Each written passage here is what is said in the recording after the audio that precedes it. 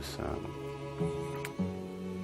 doing volunteer work at the hospice at St. Joseph's, and I had a young lady who was quite feisty and liked to have her own way. And it was a match made in heaven because I'm the same kind of personality. And she was a street person. She'd had a hard life. And she gave a lot of orders to people, and her mainstay was, well, I have to go for a cigarette, so we'd go outside and we'd have cigarettes. Well, I have to go back now. And she had a very good friend. Her friend's name was Joy.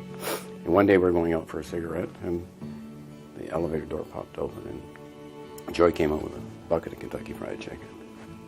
And she said, "You can go now." So I was dismissed over a bucket of Kentucky Fried Chicken. And I was with her for a very short time. I knew her for 11 days. And on the last day I was with her, we toured the hospital, and we looked around at the gardens. There was healing gardens outside of St. Joe's at that time. And I took her to the chapel, and she thought the chapel was so beautiful. And then she told me she was cold, and she wanted to go upstairs. And she went upstairs, and she showed me where to get a warm blanket. So I covered her with the warm blanket, plus a patch quilt.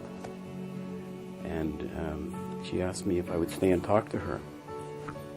She asked me, "Clay, how do you communicate with that guy? You know that guy you push around in the wheelchair that can't talk?" And I said to her, "You have to listen." And I think she listened that day. She really listened. And I said, "Okay, I'll see you on Thursday." And she died the next morning. And she was 31 years old. And I think of her often. And she still touches me